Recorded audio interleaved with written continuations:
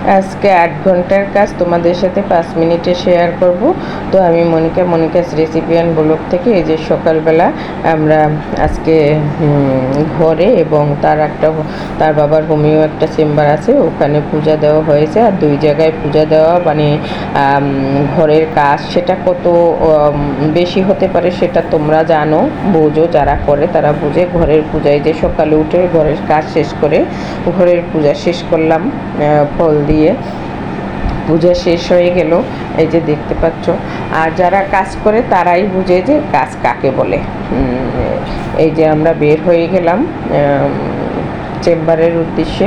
সব কিছু ঘরের থেকে রেডি করে নিলাম, একটা বালতি ভরে সব কিছু। আর এখানে তো মনে করো ধূপকাঠি থেকে মানে জল সব কিছু, একটা পূজায় যা লাগে এটা তো বোঝাই যায় যে কত কিছু লাগে।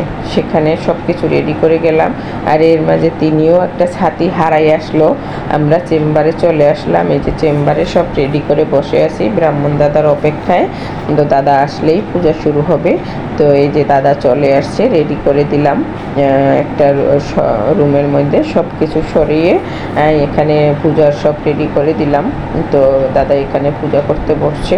আসলে কি আমাদের অনেকে বলে যে এত কাজ কিভাবে করব বা সময় কই, আসলে করলে হয়ে যায়।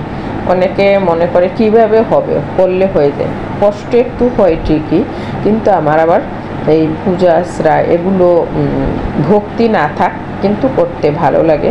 আমি করার চেষ্টা করি যতটুকু সম্ভব, ততটুকু আমি চেষ্টা করি করার জন্য। এবং আজকে কাউকেই বলা হয়নি, সকাল থেকে জল ছিল না, পরে জল দিয়েছে। সকালে উঠে দেখি জল নেই, আমার তো মাথা খারাপ যে আজকে পূজা কিভাবে এভাবে হবে। তারপরে চেম্বারে পূজা দিয়ে এসে দেখি জল দিয়েছে। আর এখানে চেম্বারের পূজা শেষ হয়ে গেল। পূজা শেষ করে আমরা ওখান থেকে বাসায় চলে আসছি। আর দাদা একটু পরে আসছে। এই যে এখানের পূজা শেষ, আমরা আবার ওখান থেকে বাসায় বাসায় পূজা রেডি করেছি। এই যে বাসার পূজা রেডি হয়েছে, এসে ওখানে 3 ঘন্টা চেম্বারে চলে গেছে।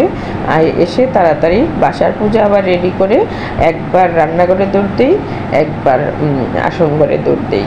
তো ওর বাবাও আমার সাথে করে দিয়েছে, কারণ একা এদিকে আমার একটু পায়ে হঠাৎ করে ব্যথা চলে আসছে।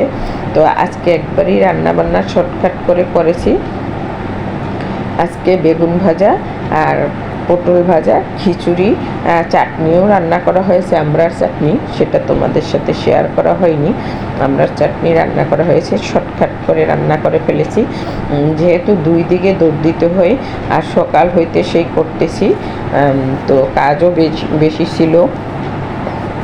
মানুষ অনেকে বলে যে অনেকের তো কাজের মানুষ থাকে, ধোয়া পালা, তারপরে অনেক কিছু করে দেয়, সেটাও কিন্তু অনেক আগানো। আর কিন্তু সব কিছু আমারই করতে হয়। আর সাথে কিন্তু ওর বাবা, এটা মিথ্যা বললে হবে না, আমার সাথে উনি অনেক কাজ আগায় দেয়। না হয় আমি একলা হয়তো পারতাম না। তো এখানেও পূজা চলতেছে, একবার রান্নাঘরে গিয়ে আবার এখানে দৌড় দিই, এখানেও আসতে হয়। সব কিছু তো আর জানে না যে কোথায় কি, আরতির সময় আবার জোপা দিতে হয়, তো সব কিছু বলে দিতে হয় কোথায় কি আছে না আছে। সংসারের কাজের হিসাব দেওয়ার মতো মানে কোনো কিছুই নেই। একটা করতে গেলে আর একটা করতে গেলে আর একটা, এভাবে কাজ অনেক জমাই হয়ে থাকে। তো এখানে পূজা শেষ প্রায়, এখানে আরতি চলছে, দেখতেই পাচ্ছ। তো আমরা আজকে আমি এই পূজায় কাউকেই বলা হয়নি, শুধু আমরাই 5 জন ছিলাম দাদা সহ। কারণ এমনি তো বৃষ্টি, জল ছিল না, তারপরে আমার শরীরটাও ভালো নেই। অনেক দিন পর্যন্ত পূজা করা হবে চিন্তা করছি। তো দাদাও আজকে সময় দিল, তো পূজা করে নিলে আজকে দাদাকে দিয়ে পূজাটা করাই নিলাম। আর ঘরের মধ্যে পূজা দিলে, এভাবে কোনো ধর্মীয় অনুষ্ঠান হলে পূজা দিলে আমার কেমন যেন অনেক ভালো লাগে। আমি জানি আমার অত ধার্মিকতাও নেই, বা বৈষ্ণবদের মতো অত ভক্তি শ্রদ্ধাও নেই, তারপরও চেষ্টা করি। পূজা শেষ, রান্না বান্না করে সব এলোমেলো করে, এখানে থাল ওখানে থাল, ওখানে খাইতে দিলাম ওখানে খাইতে দিলাম, মানে সব এলোমেলো সদর বদর করে, কোনো গুছানো নেই। এই যে দাদাকে টেবিলে দিলাম, মেয়ে নিচে বসছে, আমি নিচে বসে দিতেছি, তো এলোমেলো করে আমরা সবাই খেয়ে নিলাম। তো আজকের ভিডিওটা তোমাদের সাথে শেয়ার করলাম। সবাই ভালো থাকো, সকলের জন্য শুভকামনা রইল। আবার কথা হবে অন্য কোনো ভিডিও নিয়ে। ভিডিওটা কেমন হলো সবাই কমেন্ট করে জানাবে। সকলকে অসংখ্য ধন্যবাদ, সবার জন্য শুভকামনা রইল।